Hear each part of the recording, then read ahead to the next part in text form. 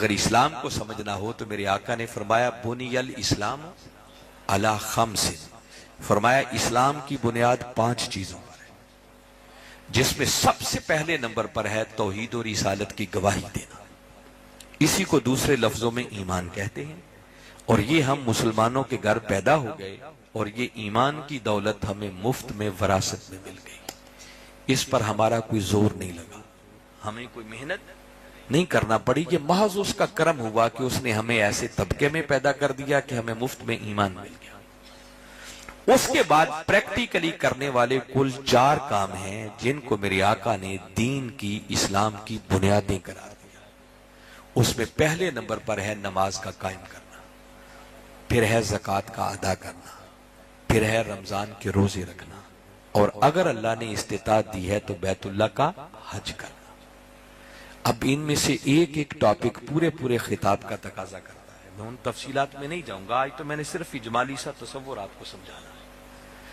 आप देख लें कि ये चीजें जिनको हम कुल दीन समझे बैठे हैं, हमारा दीन यही है, नमाज, ज़कात, रोजा और हज। इसके अलावा हम दीन को कुछ और समझते ही नहीं। अमल इस पर भी कोई नहीं हमारा। वो मैं पहले बता चुका कि देख लें हम में से नमाजें कितनी पढ़ते हैं।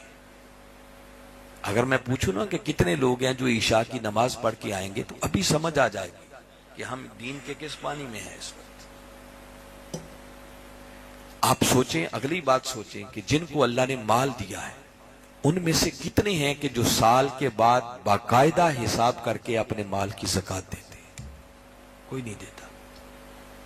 शायद उंगलियों पे गिने चुने भी चंद लोग ना मिले जो देते हैं, बस अटकल पच्चू से थोड़ा बहुत चलो दे दो भाई।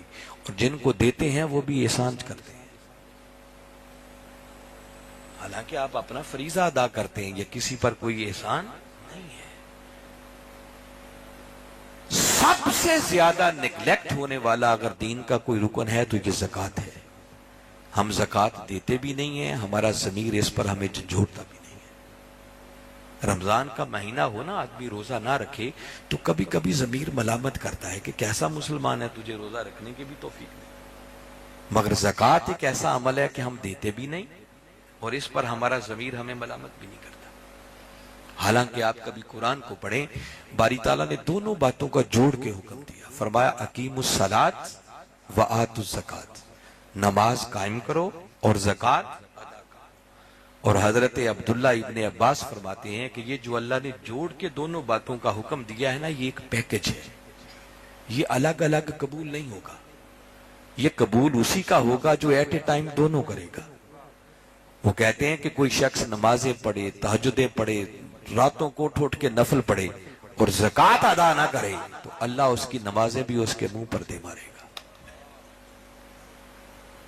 रत्ती बराबर इन दोनों की फर्जियत और अहमियत में कोई फर्क नहीं।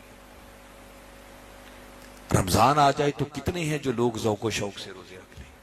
हमारे नौजवान होते हैं, कोई शरी गुजर नहीं होता मगर रोजा रखने की तौफीक नहीं।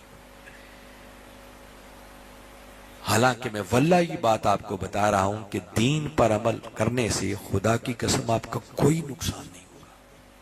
आप नमाजें पढ़ेंगे, आपकी जिंदगी में नज़्म आएगा, जिंदगी में हुस्न आएगा, आपका इतना शानदार टाइम टेबल बन जाएगा कि आप अंदाजा नहीं कर सकते। ज़कात देने से नुकसान नहीं, माल में कमी नहीं होगी। हमें अल्लाह और उसके रसूल के वादों पर यकीन ही नहीं रहा। यकीन तो क्या रहना है, हमें मालूम ही नहीं है कि उन्होंने वादे क्या कर रहे हैं। ज़कात का लफ्जी माना यह है कि जो ज़कात देगा बकिया माल बढ़ जाएगा।